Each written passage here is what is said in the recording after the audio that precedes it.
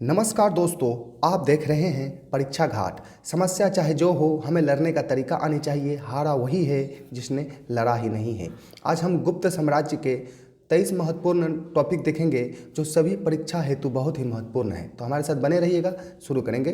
गुप्त संभवतः वैश्य थे तथा कुषाणों के सामंत रहे थे। ध्यान में रखिएगा, गुप्त संभवतः वैश्य थे और कुषाणों के सामंत रहे थे। समुद्रगुप्त के प्रयाग प्रशस्ति अभिलेख में गुप्तों के आरंभिक पूर्वजों के रूप में श्रीगुप्त और घटोत्कच का विवरण मिलता है। समुद्रगुप्त के प्रयाग प्रशस्ति अभिलेख में गुप्तों के आरंभिक के पूर्वजों के रूप में श्रीगुप्त और घटोत्कच का विवरण मिलता है। ध्यान में रखिएगा। गुप्त साम्राज्य चंद्रगुप्त प्रथम 319 से 334 तक इसका शासनकाल है। सिंहासनारोहण के साथ ही प्रकाश में आता है। इसी समय 319 से 320 में इसने गुप्त संवत की शुरुआत भी की। तो चंद्रगुप्त प्रथम ने गुप्त संवत की शुरुआत 319 से 320 में की और उसने महाराजाधिराज की उपाधि भी धारण किया। चंद्रगुप्त प्रथम लिच्छवी राजकुमारी कुमार देवी से विवाह किया और उसका नाम सिक्के पर अंकित भी करवाया। चंद्रगुप्त प्रथम ने कहाँ की राजकुमारी से?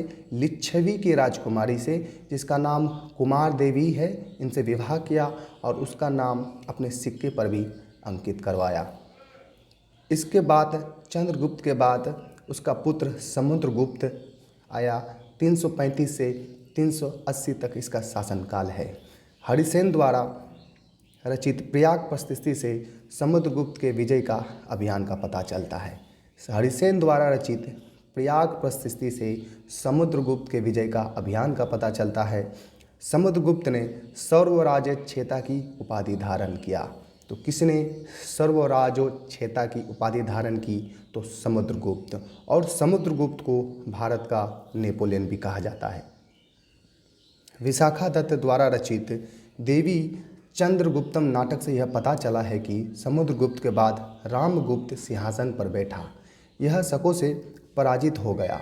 शकों से रामगुप्त पराजित हो गया तथा अपनी बीवी ध्रुव देवी देने के लिए भी तैयार हो गया। रामगुप्त शकों से पराजित होने के बाद अपनी बीवी ध्रुव देवी शकों को देने के लिए तैयार हो गया, परंतु रामगुप्त के छोटे भाई, जिनका नाम था चंद्रगुप्त द्वितीय, ने शक राजा को और रामगुप्त को मारकर ध्रुव देवी से विवाह कर लिया। चंद्रगुप्त द्वितीय 380 से 412 अपनी पुत्री प्रभावती का विवाह वाकाट राजा रुद्रसेन द्वितीय से किया। फिर से पढ़ेंगे। चंद्रगुप्त द्वितीय 380 से 412 में अपनी पुत्री प्रभावती का विवाह वाकाट राजा रुद्रसेन द्वितीय से किया। चंद्रगुप्त द्वितीय ने विक्रमादित्य तथा परम भागवत की उपाधि भी धारण किया। ध्यान में रखिएगा, प्रश्नों में अगर पूछा जाए कि किसने परम भागवत की उपाधि धारण किया, तो विक्रमादित्य या चंद्रगुप्त द्वितीय, ये दोनों एक ही नाम है। ध्यान में रखिएगा। चलिए आगे बढ़ेंगे। चंद्रगुप्त द्वितीय ने मेहरौली में लौह स्तंभ का निर्माण करवाया। प्रश्नों में पूछा जाएगा कि मेहरौली में लौह स्तंभ का निर्माण किसने करवाया, तो चंद्रगुप्त द्वितीय ने करवाया।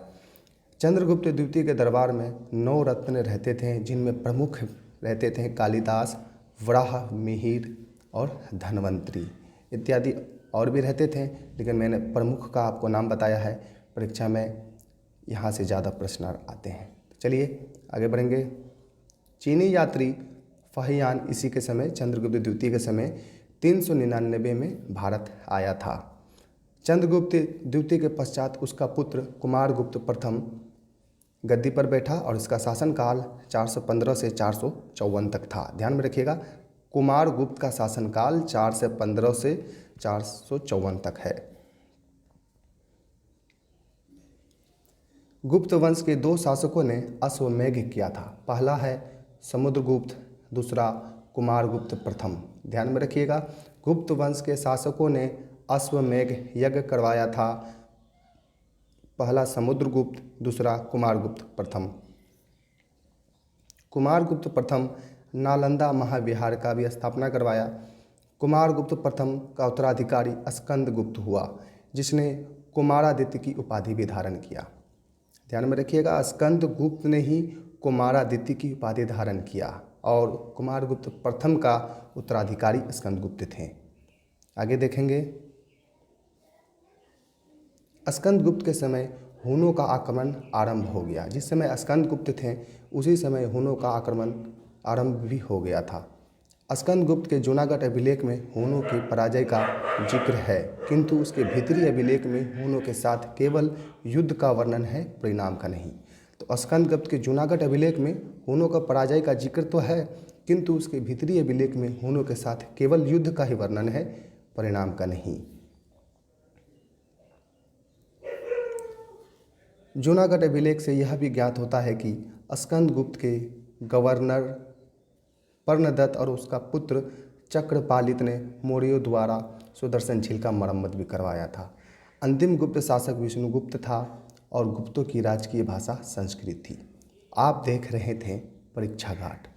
अगर मेरा यह एजुकेशनल वीडियो आपको अच्छा लगा है तो प्लीज़ सब्सक्राइब करें और ज़्यादा से ज़्यादा शेयर करें। फिर मिलते हैं अगले वीडियो में। धन्यवाद।